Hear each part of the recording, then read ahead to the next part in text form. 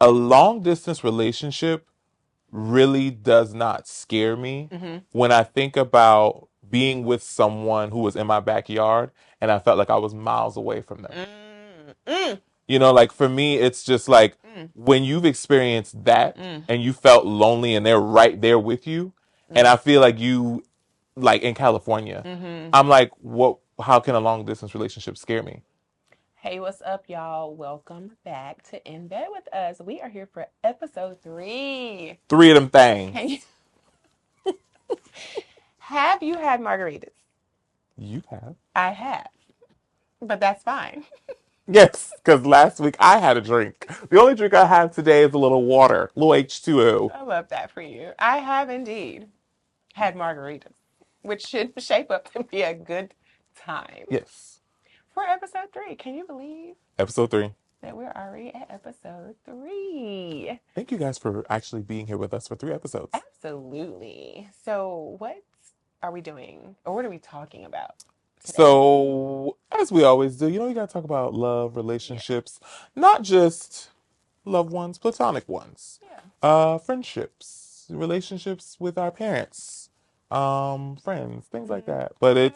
we're gonna get into some things because we got some We questions. do. Y'all love questions. We love questions. We do. And we're going to give you answers.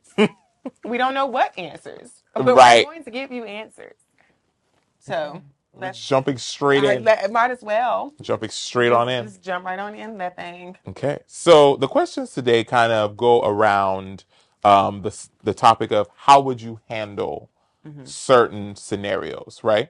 So in talking about that, a lot of the format will be how would you handle XYZ? Mm-hmm. And Erica and I will elaborate on some of them, and some of them will just kind of be a brief answer. Okay. So we'll see how this shapes up. Okay. Let's do it. Um, I don't remember I the know, questions at all. So correct. this should be interesting, especially with me being 2 margaritas in. Well, we know you're very passionate about one of the topics, don't we?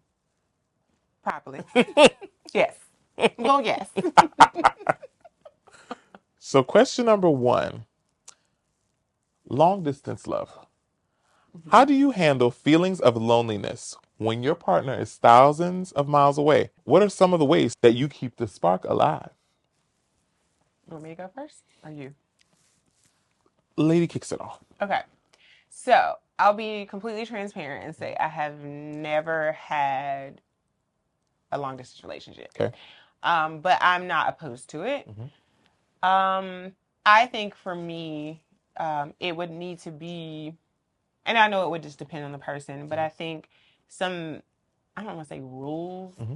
but for lack of a better word, rules, maybe that we could just agree on, that would help it be successful and keep the spark there. So, for example, maybe have a set of time where we don't want to go past, and I'm Mm-hmm. just going to throw a number out there Mm-hmm. for conversation's sake. Mm-hmm. But let's say we don't want to go beyond maybe 3 months Mm-hmm. without seeing each other. Mm-hmm. So I think that's important. And of course, life is going to life. Mm-hmm. So you have to be flexible. You can't be so rigid and, 3 months in a day is like, Right. just be, upset about that because life happens, Mm-hmm. right? But I think for the most part, try to not go too far beyond that Mm-hmm. magic number, whatever that Mm-hmm. may be, to see each other face to face. Mm-hmm.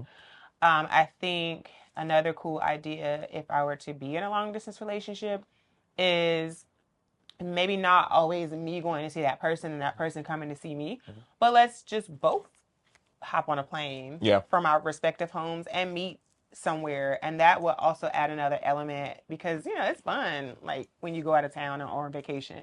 And it doesn't have to be, oh, we went to the south of France. Like it could just be, let's meet up in New York. Correct. Neither one of us live in New York. Let's Yes. meet in New York. Let's have a little 3-day weekend together here. Yes, I agree. Of course, FaceTime, things like that. Mm-hmm. But I think that element of we're exploring this place together Mm-hmm. will make it keep the spark, some romance going. So I think setting those, setting that will set the tone Okay. for a successful long distance relationship. Okay. I like that. So when I read that question, I think of it from a completely different perspective Mm-hmm. because um in a past relationship, and I'll say it like this, a long distance relationship really does not scare me Mm-hmm. when I think about being with someone who was in my backyard and I felt like I was miles away from them. Mm, mm, You know, like for me, it's just like mm, when you've experienced that mm, and you felt lonely and they're right there with you. And mm, I feel like you, like in California, mm-hmm. I'm like, what, how can a long distance relationship scare me? You know what I'm saying? Now that's just me personally. Right I there just in the look at same it. house and being feeling like in California, honey.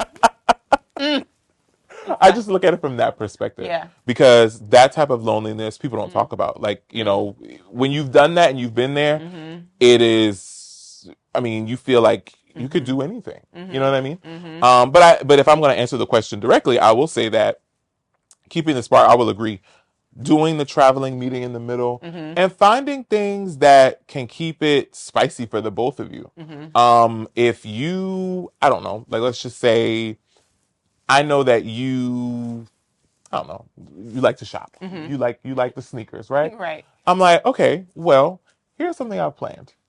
I sent you something in the mail. Might be a little gift card to a little Mm-hmm. Foot Locker. Right. Send you some gift cards to 3 different places you like to go to. Here, I want you to go pick that out. I want you to go Mm-hmm. get this, go get that. It Right. feels like I'm there, even though I'm not there. Yeah. You know what I'm saying? Yeah. And then like you call me and you show me what you purchased. Try on a full outfit. Mm. Let's see what it's giving. And then maybe you do something vice versa like Mm-hmm. that. What my favorites are. Mm-hmm. You do that. You I just have like to find that the interesting things to do. That's because all it you do. makes you feel like you're there, Mm-hmm. even though you're not. You're Yeah. not correct. Yeah. That what you said about the um feeling like you can handle it Mm-hmm. because you've been right there in the same town or Mm-hmm. somebody is in your backyard Mm-hmm. and feeling lonely. Mm-hmm. That's I wanted to throw something. I don't even have nothing to throw. I throw the microphone. Like that's real. Yeah. It's something I have experienced. I And you have too, and that we've is talked about it. real. Yeah, Wow. and Okay. that's a different hurt. It's a different pain, but you heal from that and you move on, and then you realize that you don't want to repeat those Mhm. same mistakes, Mhm. and you're like, okay, we can't have that again. And as you just said that, it made me think about too.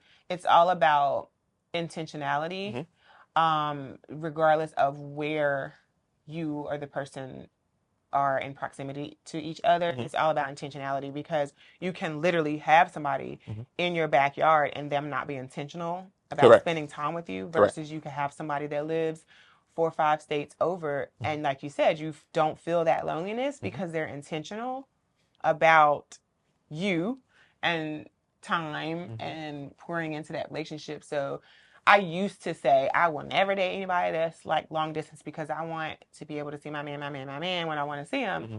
But I think it depends on the man Correct. because Always. the man could be right here in Charlotte and pay me dust versus the man who could be in DC and Put in effort. put in effort. And I feel like, oh, I'm seeing my man all the time. Mm-hmm. So Mm-hmm. absolutely open to it. Yeah. As before I was like, mm-mm. But now it's like, yeah, it just depends on the person. Correct. So, I agree. mm. So there's that on that. There's that on that. Woo, we going in already. Yes. I love it. So I think this one is big for I think both parties, but I think vulnerability is a topic that is talked about a lot. Mm-hmm. So here is the scenario. How would you handle? How do you handle opening up emotionally when you've been hurt in past relationships? I don't know, because I still haven't done it. You want me to go first on this Yeah. one? Okay, I'm gonna I'm go like, first. pass the mic. I'm gonna go first on this one. So it's interesting because I feel like I see this happen a lot. Because I personally am a person that what you see is what you get. Like Mm-hmm. I'm full out, full throttle. Like I'm showing, you can't. I know people say like hold your cards, and I do hold my cards, but my heart is what it is. Mm-hmm. I am going to be authentically who I am to everybody that I meet. But I also know quickly from my own discernment and my own intuition whether or not I care to engage. When you are getting to know someone, or when you are wanting to, I guess you feel like, okay, I see something serious with this person, one of y'all have to take the leap. Mm. One of you do, because if we're both sitting here stubborn, nothing is going to be accomplished. And then you end up both drifting apart, Mm-hmm. and then you might find yourself mourning something that could have been beautiful, could have Mm-hmm. been great because nobody wanted to open up. So I find that to be a quandary in and Mm-hmm. of itself. Mm-hmm. Um, but I think when it comes to vulnerability, I think you have to know like what you've dealt with in the past. Let that be the past. Right. Don't let that overshadow what is in your present and what could be your future because it could be beautiful. We've all been hurt in relationships.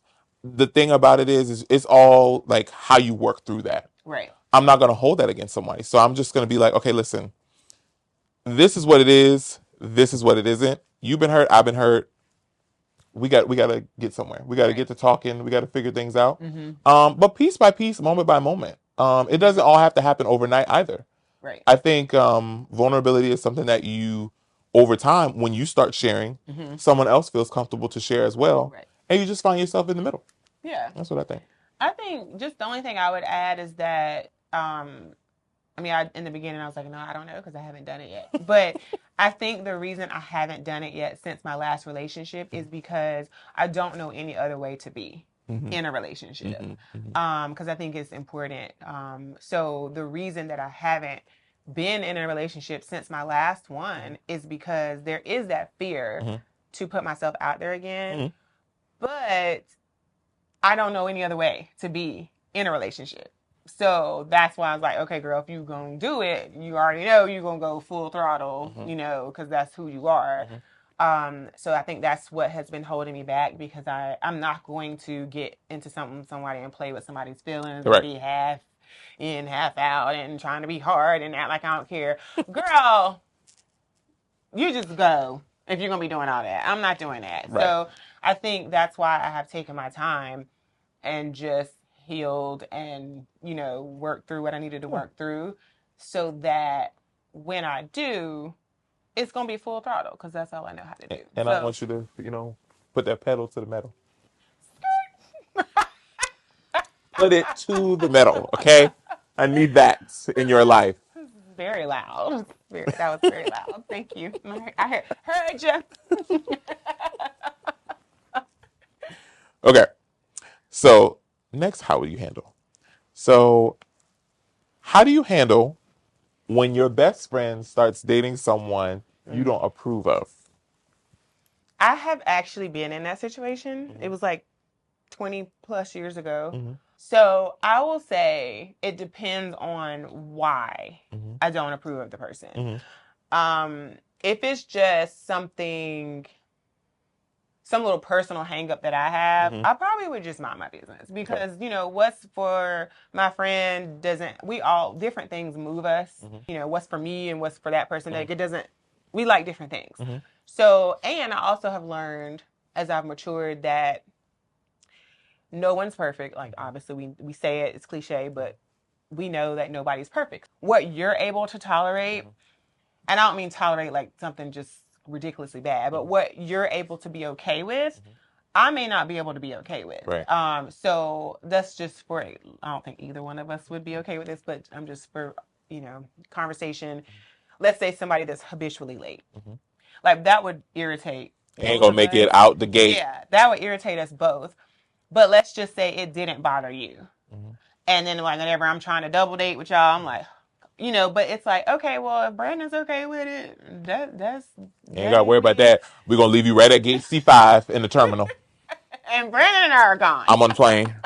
So, so things that are like, it depends. Mm-hmm. Now, if it's something where I disapprove of this person because they are harming my friend Mm-hmm. in some way, whether that be physically, mentally, emotionally, Mm-hmm.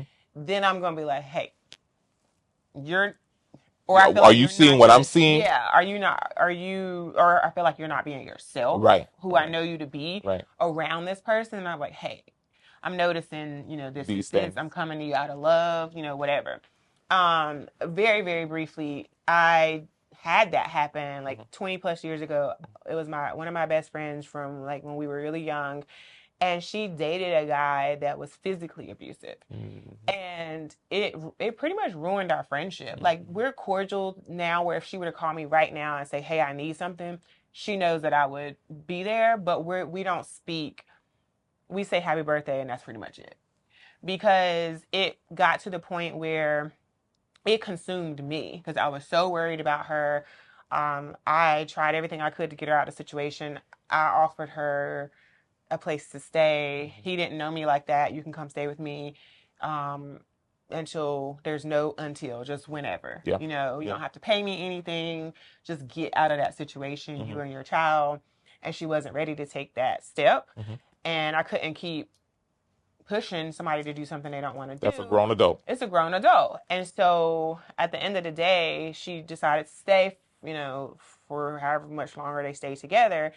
And but she would still want to like vent to me about it. And it came a point where I was like, hey, I can't listen to that. You know, I've offered you this space. I've offered you a way out, you know. Call your local therapist. But I can't listen to a friend that I love and care about tell me somebody knocked you upside your head. Like I just I agree. I can't I agree. listen to that. So it did ultimately we're cordial, but like she's not like my best friend anymore. So I think to wrap it up, the seriousness of the situation is how I would determine whether, to what extent, I guess I would interject. Interject, yeah. Yeah. Okay. Well, you answered that perfectly, so I don't have to add on that one. We'll leave that there. Bars. There's that. How do you handle a disagreement with your partner when it escalates and emotions run high? So I'm going to say that as hard as it is, um, try not to yell. Try not to get your voices to a place where it's a shouting match. Because I feel like when two people are doing that, nothing gets solved. Right. I think initially of how I felt when my father would yell at me as a kid.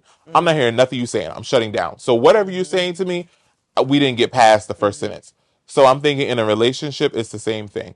If we can remember that we need to be respectful of each other's opinions, although they're differing, we need to stay there. We need to keep it there because naturally, if we can speak to each other and keep it respectful, no one's going to resent each other. Right. Because you feel foolish when your person is yelling at you and you are just like, or they'll feel foolish, excuse me, and you're just keeping it level. Because then you realize, like, why am I yelling? You here.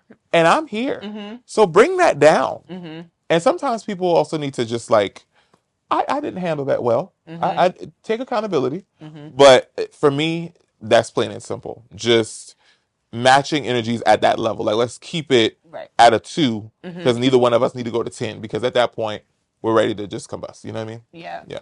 I saw something on, I think it was Instagram the other day where they were saying to avoid getting there, you kind of can set some, again, for lack of a better word, rules, where it's like, you know, we don't yell at each other, we don't curse at each other.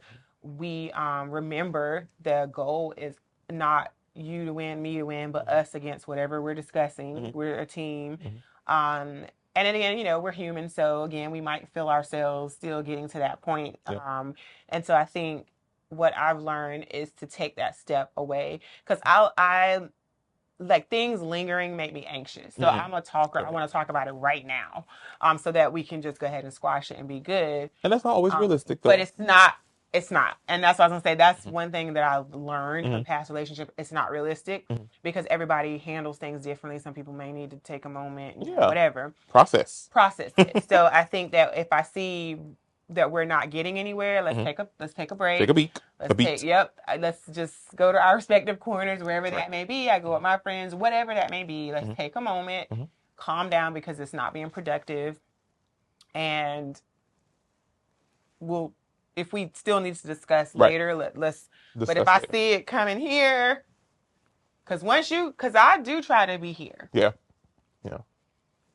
But when you go here, you got to go there too. Now, well, now I got to go here, and it's the same thing with me. Like my dad was a yeller, and so I shut down, and then I turn up, you know. But I try not to turn up. Right. But if you turn up, I'm gonna turn up too. Yeah. Right. Too. So, and again, this is I'm learning. I've learned. So I think moving forward, I'll be like, hey, Simmer down. let's take a break. Time out. Flag on the play. Because we're not having a discussion or We're conversation. not. We're We're not not. we're not solving We're anything. not solving anything, and we're basically just all. Everybody's yelling to be heard. Nobody's listening. Take a break. Precisely. Time out. Uh-huh. Uh-huh. So, how do you handle, this is actually a good one. How do you handle family members who pressure you about getting married or starting a family before you're ready? This is simple for me. I'm going to just go ahead and say what it is. Not your business. I don't, if I'm coming to you about any type of advice about a relationship, a person, please understand that it won't be anything. Well, it depends on who it is. I think your parents and your close friends is different. Yeah. But I don't bring people in my relationship for them to tell me what to do in my relationship. Right. I'm solely seeking advice. I probably may know what I want to do, but let me gain another perspective. But mind your business. Do not put any type of boundary or restriction that maybe you have encountered or that you've chosen to do onto me. People are different. Their lives are different. Eras are different. I even think like, grandparents and parents love to say, ooh, don't do this or you should do that. We not in 1920. No, Miss Flapper. I'm not doing Roaring 20 Godspeed. I'm not doing it. Flapper. Coretta Scott and no, not doing it. I'm not. And we don't have to do it. No, because everybody. I mean, I still find value in some traditional things. Yeah. But we're in 2024. And was the question kids like pressuring about kids in marriage? Well, like about getting married or starting a family. The only thing again, like it's my business, but the only thing I would add to that is I wish that, and again, I don't get this pressure from like friends and immediate family, but like you said, some older extended families sometimes can, They're overbearing. Right. My thing to that has always been, I wish that, and I'm just speaking from a woman's point of view because that's all I know, is to celebrate other accomplishments besides getting married and having children. Right. That is not the end all be all. You're right. I know a lot of people. Not the only milestone. It's not. And I know a lot of people who don't want either one of them, and that's fine. Or want one or the other. So I think that it's disheartening when we accomplish things other than that, and it's like, but why don't you have children? Why aren't you married yet? Because I didn't want them. Girl, you don't even want your man, and he don't want you. Like, and then your baby running across 15 lanes of traffic. Girl, the baby is about dead. People died. Children are weeping. Because you see, that's the thing. Y'all want to put these things onto people. No, stop doing that. And I also think, very quickly, sorry, I got very passionate about this topic. I also think that people need to remember when you talk about things like that, especially for women. I know that's something that people always are very hyper focused on for women. Children and marriage. You don't do that to men. Because men is most of the time, a man can even have a wife or kids. Only thing you care about is his career. Like a man can say, oh, I've done this, I've been here, I've done that. You've listed all these things for a man. Never not once have you talked about a child or a wife. But the woman, the only thing you can think about is kids and a marriage. That's not fair.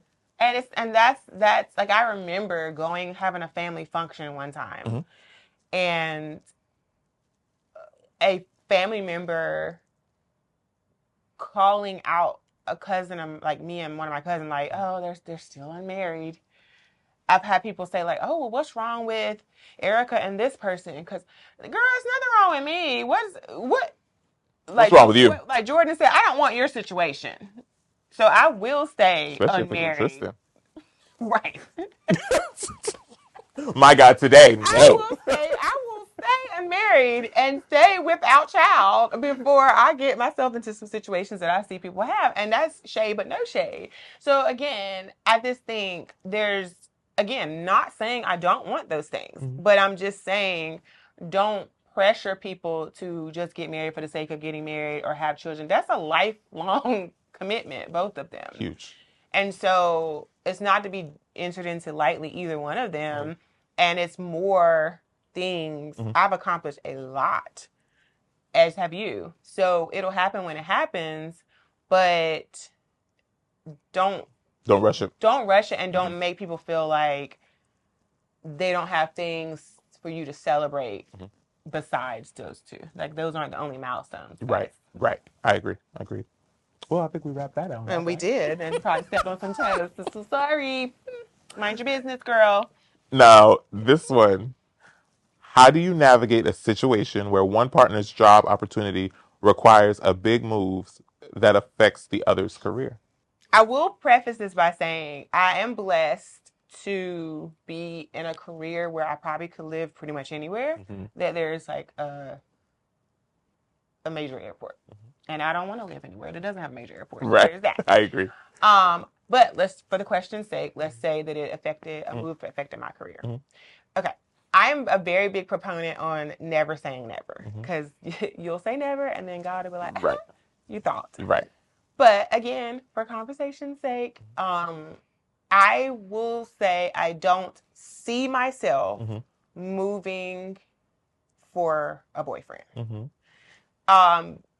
Because I have things going on where I am. I own a home here. Right. So it would just be a lot of things that I would have to do. Like I couldn't just break my lease or end my lease. Like I got to sell a house, rent it, something. So at this point in my life, I couldn't see myself going through the things that I know at this point that I would have to go through or do to move. Not saying it's impossible, but again, like if it was my fiance, if it was my husband, that'd be, worth like popping a for sale sign in the yard. Also, I think that it would depend on how it negatively like affects my career, because I am on a track to get into management. Yeah. And so again, I'm blessed that I could probably do that from anywhere. But again, just for this question, I think that the math's got a math. Yeah, I agree. If my salary is going to take, if I'm going to have a salary cut, the math's got a math for me to pick up and move, because I like things. And I buy those things for myself. So if I'm going to, take a pay cut or, demote myself, in my company, I don't want to do that. And I got to sit up in the house and I can't go nowhere. I can't travel. I can't buy my clothes and shoes because I'm so in love. Like, girl. Got it. So it's not a yes or no question, but I will say for me at this current state of my life, if I deem it worthy, like something where I know you've been working hard for and I know you want that, I pick up. I could do that right now at the current state of my life. I could. You could. And I always have seen myself as a person who is very nimble.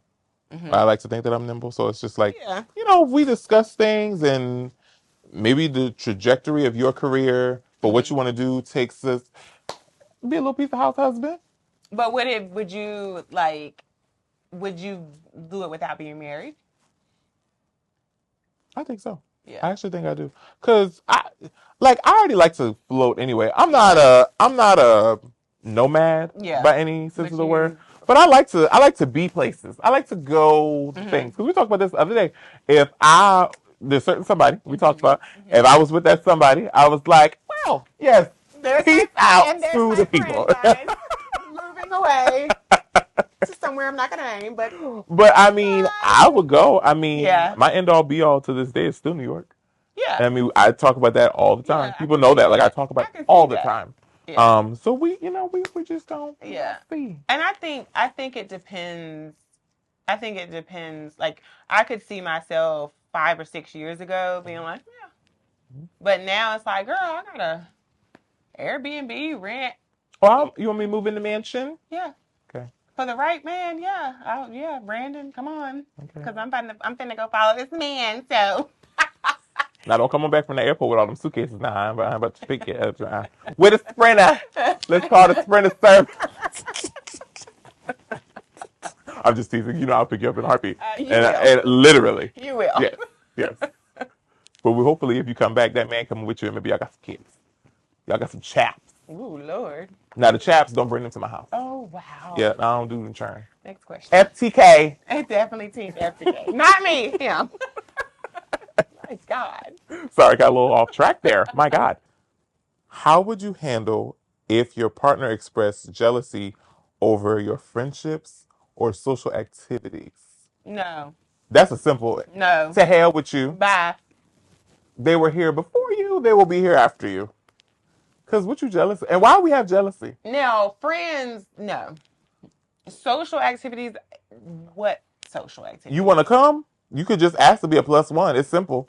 The only thing I will say, and you already know why, is if friends immediately no, go to hell. But social activities, if it was excessive, you already know how I feel about that. Yeah. So if I'm going to get drinks with Brandon every night, because I'm gonna tell you, girl, carry your ass home to that man. Exactly, you would. You absolutely would. Because why are you in the streets with me? Why the hell are you out here with me? Right. So excessiveness, I would be like, yeah, I did a little much. Yeah. You're right. Correct that. Yeah. But just, I remember like this guy was like, yeah, said something about like me shopping, and I'm like, I'm not asking you to buy.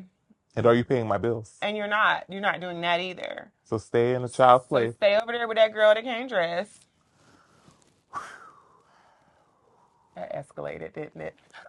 To hell. Took it to hell. It's like, I'm not asking you for anything. You don't get to one date in, think you about to say I shop too much. Am I asking you for money to shop? Well, wrap that on up. That's why you stuck with that girl that can't dress. Send her my way. I'll help her. Anyway. Cheating on her with teach you, but I have to charge. Cheating on her with a girl every day of the week. My God, today. Okay, so this one you felt really passionate about because I remember. So, how do you handle it when your partner's ex tries to re-enter their life? I'm not gonna say anything on that one, but I'm gonna let you take the floor. Keep this cute. Okay. I think it's important to communicate if that is something that makes you uncomfortable. Now, I will say that is not always going to be received well. It was not received well in a past relationship of mine. However, I still stand 10 toes down on speaking up and saying that that's something that you don't feel comfortable about. Now, granted, there are different situations where it's like, okay, maybe they have kids. They're going to have to be in contact. This was not that, okay? Right. But I think that it's important to speak your mind, and hopefully you'll have a partner that hears you and receives it. And receives that. Because if that makes you uncomfortable, then it makes you uncomfortable. Right.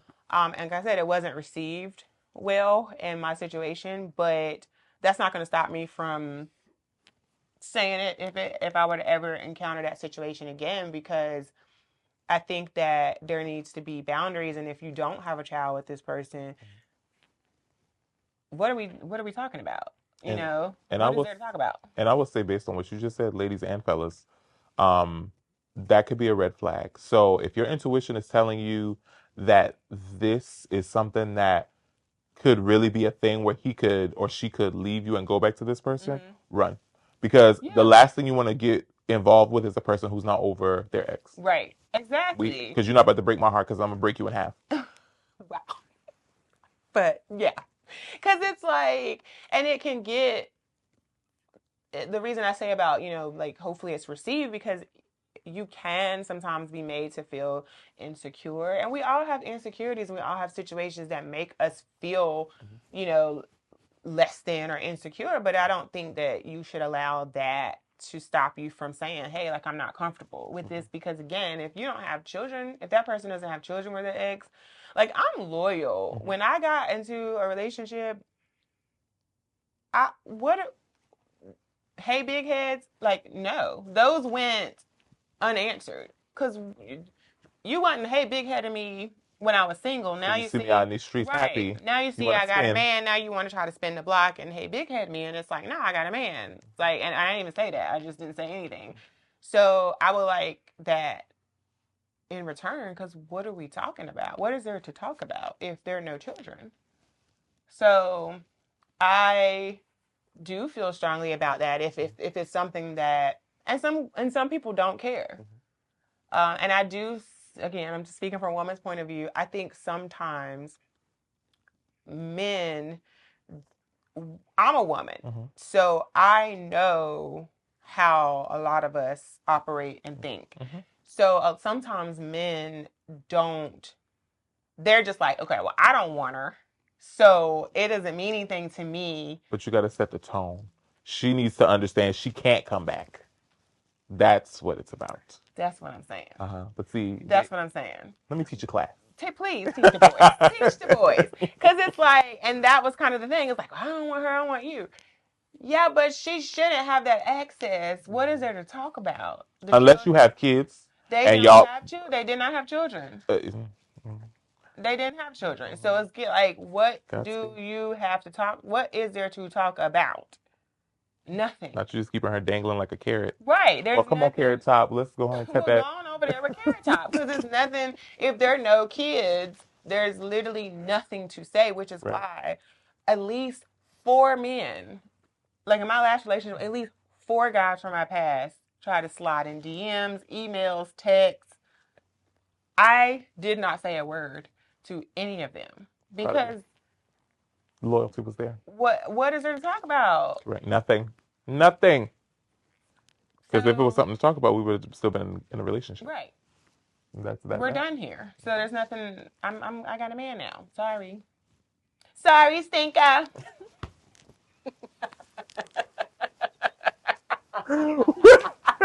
Will you please? Well, yeah.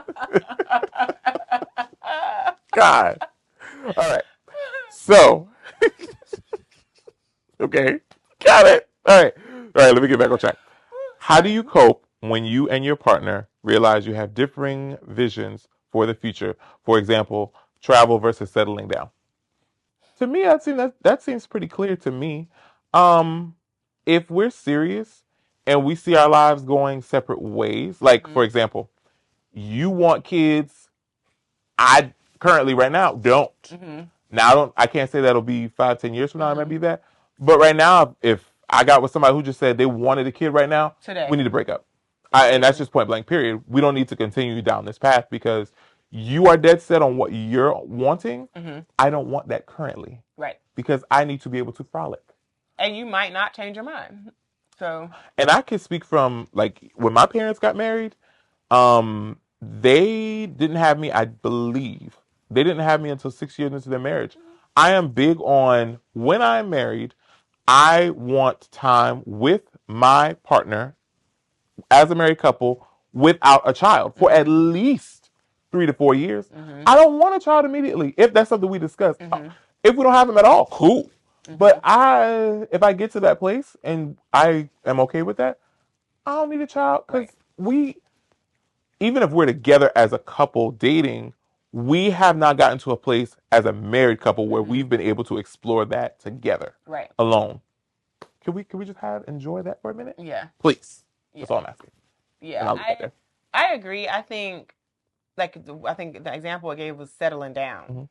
Like, there's nothing to talk about. Yeah. And girls, please, if he says, as we learned last episode, hear me when I tell you, if he says he does not want to settle down, he don't want a girlfriend, he don't want a wife, please, will ya go? Put on your Sha'Carri Richards. Baby, go. And hit the road. It's nothing to talk about. And I'm telling you what I know. I wasted well, I hate to use the word waste. You do not waste. Because, yeah, you're right. You do not waste. But I dealt with someone for 2 years who gave me every excuse in the book about why he did not want a girlfriend. He just got his divorce. I haven't been divorced that long. I don't know. I don't know if I want to get married. I don't want a girlfriend. And honey, I thought I could just wait him on out. Oh, where is he now? He had a baby with one girl, and now he with another girl, and has married neither one of them. Well, he just don't sound like he's a commitment type. Sounds like he has commitment issues. He doesn't. He's scared of monogamy. Yeah, What that absolutely. sounds like. Yeah. But it's like if I had just kept sitting around and waiting. Well, I've been in Charlotte almost 6 years. You would have been Lala. 8 years, finally get a ring. Godspeed. Love her down, but no. No. Please go. So I do think it's important to have those conversations. My God, I hope that doesn't get back to Lala. We'll be on shame. I don't want to leave her. I was Brandon.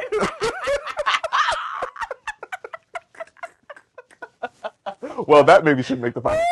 But yeah, just please, no, run, settle down, no. And we're just gonna wrap that up, baby, before we get on the shade room. I took it to hell. So sorry. Okay. All right. Okay. So sorry.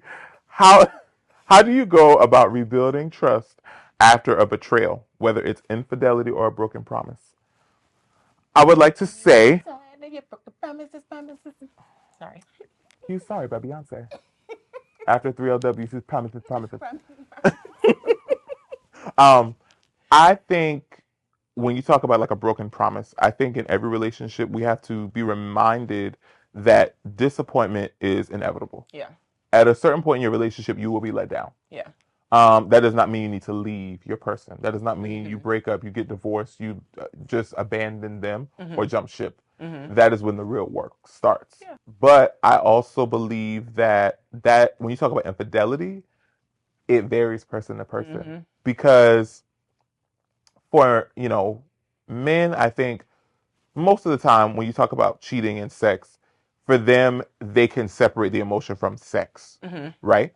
So if a man is just having sex, it's just for him sex. Right. Most of the time. Not all the time, certain situations. But for women, I think too, her intuition says you cheated. For her, she sees the emotional attachment. She sees that you betrayed her. It's you giving yourself to someone else who is not her, and things like that. And I can't speak for women, but that's just what my friends have told me and, how they felt. It's just so much deeper. It's the trust. It's the feelings that you didn't communicate to her before that maybe could have, I don't want to say alleviated that happening, but maybe it could have been a discussion that we had. Right. Like how do we stop it before it gets to the cheat? Right. Right? Right. So I think it just really depends on the person, because sometimes people just close that book and it takes a lot to get them back to a place where they could trust you. Right. You're starting it all from scratch. Yeah. Managing your hurt and your disappointment when you talk about like things like a broken promise, but when it comes to like cheating or even raising children, I think when you have differing opinions on how to raise a child, one parent might want to be a soft parent. Another parent might want to be right. Whooping. So yes, the explicit version. Sorry. No, it's fine. We're adults here. He didn't want to say it. Whoop ass. Yes. That's what he meant. But just gotta figure that out on your own together, I guess. The only thing I'll add, I agree with you. The only thing I'll add is that if you choose to, you're gonna have to rebuild the trust regardless of whether it's a promise, broken promise, or deeper in like infidelity.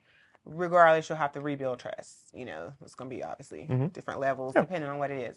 The only thing I'll say is if you choose to stay and work on rebuilding the trust, you can't keep bringing up that person's mistake and throwing it in their face. And I've been guilty of that when I was younger. Like, because you with that, like you can't do that. If you can't get over it, which is understandable depending on what happened, then you need to separate yourself from that person. As Miss Beyonce Giselle Knowles Carter said on Love Drought, if we're going to heal, let it be glorious. Yeah. Because that's all I got to say on that. Because, Yeah. I mean, what you can never do is keep bringing that back up. No. You can't rehash that. No. You're not healing. You're not Because the healing. minute you make some progress, you slapping it back. Yeah. And it's not fair to punish that person forever for their mistake. Mm-hmm. I get some things you may not be able to move past, and that's fair. But if you do choose to move past it, you cannot bring that up every time y'all have a discussion, an argument. Like, that's because now you're just punishing that person, And I know some people doing that right now today in relationships. Can't do that. And my God, today when I said those relationships are literally falling apart at the seams. Yeah, because you're just beating that person down with their mistake. Like, you just can't keep doing that. So if you're clearly not over it, that's fair. Then go your separate ways. Get out of the ring, Tyson. Yeah, basically. That's on that. That's that on that. All right. How do you ensure that you and your partner feel loved and appreciated if you have different love languages? It's very important to know what your partner's primary love language is. But also understand that with knowing their primary love language, that does not negate the fact that you need to love them in every other way as well. So if your primary love language is acts of service, that's how I need to show up for you so that you can feel fulfilled, right? But that does not negate that I don't need to tell you that you're beautiful. That does not mean that I don't want to bring you roses every Tuesday or Wednesday. Right. That does not mean that I don't want to come behind you in the kitchen and kiss you on your neck. Those things still need to happen. But find what matters and what makes sense for your partner. Right. A lot of people like to think that putting energy and effort the way that they want to be loved is how you show love. It is absolutely not. Because you'll miss the mark every time, not understanding. Like, for example, women like to talk about, and a lot of my friends have said this, that's why I'm saying women, I don't mean to generalize. I'm just speaking, candidly. You can say a million times you don't need the money from the man, right? Men show up who have the finances will show up with the finances to think I could just throw money at every situation. 9 times out of 10, these women are very self-sufficient. Everything that you're wanting to give them, they already have, or they'll go get on their own. So give her the time, give her the emotional awareness, run the bubble bath, cook the dinner, clean the house. It's time. That is what women have been asking for since the dawn of time. It is pretty simple. I don't know why we're still having the discussion. I don't know why we're still having this discussion. Please. Sorry, got passionate.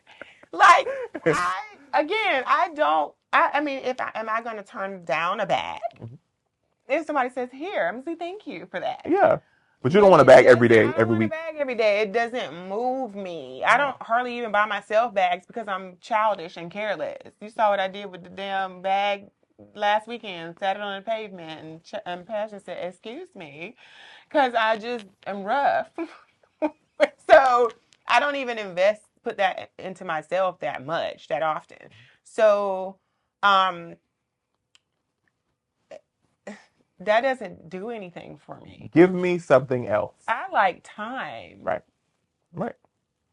I've been in relationships where they just surprise me and they're like, hey, I'm downstairs. You want to ride? Yes. Don't even know where we're going. Absolutely. Yes. And women love that. Love that. Want to ride with you to the store? I do. Yeah. Yes. Yeah. So, and if you have never read The 5 Love Languages by Gary Chapman, plug. Yeah. You should. Yeah. And there's one for couples, for singles. He has so many levels, but that is an amazing book. One of my favorites. Yeah, I agree. Yeah. Okay. How important is self-care for maintaining a healthy relationship, and what practices can couples adopt? Oh, I think it's very important to maintain self-care, because what is it? It's so cliche, but it's like, put the oxygen mask on yourself first before trying to help others. You really have to take care of yourself so that you can be the best version of yourself for yourself Mhm. before you can be of any help to anybody else, whether that's your husband, your wife, your kids, your Mhm. job, whatever. Mhm. So I do think it's very important, whatever that looks like Mhm. for you, Mhm. because the self care looks different for all of us. So I do think whatever that looks like for you, Mhm. it's really important to have that Mhm. to have a healthy relationship. And then sometimes you can do things with your partner. You adopt it together for Yeah. sure. Mhm. And then some things, like I like to get my nails done. I wouldn't necessarily say self care because I just like the way it looks. I actually hate going to get my nails done because it's Okay. just like a waste. I can't because they have your hands, so I can't do anything, and so it makes me have to sit Not still. as a chore. I hate it. Okay. Like See, I love it. I hate it. And so I'm just like, you have my hand, so I can't check an email. I can't, which Well, that's the point. I You're know, supposed to I know, detach from the phone, I know, from all the things. I know. As I was See, saying, I was like, as I friend, what? What's going on there? I'm like, girl, give me my hand so I can look at the email. I think it's just like you have maybe there's some anxiety there It because it's is. like you don't want to let go or you don't have control.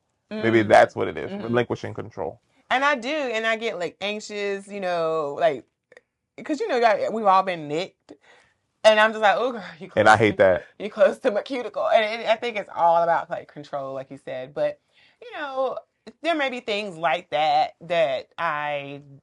he probably don't want to go do that. Oh, I'm gonna give my Um, hand to Cindy. with I mean, Cindy, come every get this. guy I've dated did go get that manicure Yeah, too, but just within the we'll say, let's say like a facial yeah, or a massage yeah, or I mean those are so cliche, so but they're just so many other yeah. things to self-care, but like you said, you can adopt those together or you can, but it's important. Yeah. And I think, as cliche as this is, I think it's very important. You had your own life before you got into a relationship. Mhm. You still have to manage that. You still have to Yeah. find ways to keep the things that really meant a lot to you, Yeah. that made you feel free, that made you feel um, just at peace and happy, self aware, like whatever that looks like. Keep Mhm. those things going for yourself. Like you can find new ways to be in a relationship and adopt new techniques, but also keep your old techniques, I think, Agreed. you know? Yeah. So. And I think this is going to be our last one here. Um, how can reflecting on past relationships provide valuable lessons for current partnerships? I try anyway to take something from every relationship Hmm. um and apply it. Hmm. Now whether how much of that I divulge to Hmm. the new person is, depending on what it is, just to be respectful. Circumstantial. Right. But I do think that it's important to learn. Hmm. And so far, I have from every relationship. You just heard me tell you the other Hmm. day something that again, I hate to say what I'll never do, but I'm going to try to never ever do some things, Hmm. that I may have done in past relationships. So I think it absolutely can. Hmm. And it's vital, Hmm. because you're not perfect Right. either. Um, we always like to say like, oh, this person did this, Hmm. but none of us are perfect. So I know from my past relationship, okay, I could have done that better. Probably shouldn't have said that. Probably should have done this. Hmm. So just taking those things with each Yeah, relationship and absolutely. learning from it, and again, like I know people, it's like taboo to talk about, but it depends on the circumstance, Yeah, whether you share that with that new person or not. I agree. And I think for me, like, I'm same boat with you. Every relationship I've ever been in or every situation that I've, encountered, I use every single one as a lesson learned. Mm-hmm. Some of them good, some of them, like even though the situation wasn't bad, I feel like there's always something that you can pick up Yeah. and you can put that towards something else. Yeah. And right now, in my current state of my life in dating, I feel like I'm at my strongest, which is where I Mm-hmm. want to be. Like, I feel like things just click Mm-hmm. easier now for me. And I'm able to just pick things out immediately, like that, don't like that. Mm-hmm. And it's me saying, okay, you need to fix this, you need to change that. And also noticing with them when the red flags present themselves, how do I handle that? Like, Mm-hmm. is it a red flag? Like, is it like a faint red? Like something that, okay, that's that's something we could talk about and discuss, and Right. I can learn more about that. Or is it like bright red where it's like, no, you need to Get run. out. You need to run. Yeah. So it's just realizing all those things. Yeah. And I think it just comes with doing your own work as well. Yeah. Not always putting it on, because you could have been the villain in a relationship as well. You know what I'm saying? And realize that I didn't like who I was then. Mm-hmm. Let me fix that. Yeah. Not always putting the blame on the other person. Yep. And then just going forward from there. Because, like I said, we all be like, I mean, he did this Yeah. and she did this. But it's like, no, if you really sit, you can find something that you could have, that you could have done different. I don't understand. Like, there's some people who just aren't, self-reflective. I'm sometimes too much, like to a fault. But yeah, absolutely. What you could do different. I think that's very important. So, yeah. Love it. All right. Is that it? Yes, we have reached the end of the ride. All right. Well, that was fun. Please pick up your belongings and exit right. For this episode of In Bed With Us, sponsored by Carlton Banks and Tinashe. Why am I Tinashe? Because I got this sweater on looking like Carlton. And what do you want me to call you? Wait, before we cut, I need. That was just what I thought of. Because I'm seeing the hair, and I'm just thinking about Tinashe's YouTube, where she did like the full performance of her album, Baby Angel. And it was just like giving me Tinashe, like, doing the choreography. Okay. And the outfit says choreography. Okay. Like it's loose, it I'm gives. not offended. She's a bad girl. She's beautiful. I was just curious. It just gave Tinashe. Okay. Love to get to wine. Okay. I was just curious how we got it. How we got to Tinashe. It was so random. It can also give Sierra. Okay. Now you've called me Sierra before. Absolutely. Because of the outfits. But I was just curious. That's all. I just want to know. Sierra on top of the cutlass, the dime, and the O. If my hip wasn't hurting, I'd hit that one time. Get your little hydrocortisone, baby. Let's go. Put on the J's. Let's go. I'm ludicrous. And on that note, thank you so much for joining in there with us. We have got to go because branding is crumping or whatever. Bye, guys. That is called. Bye.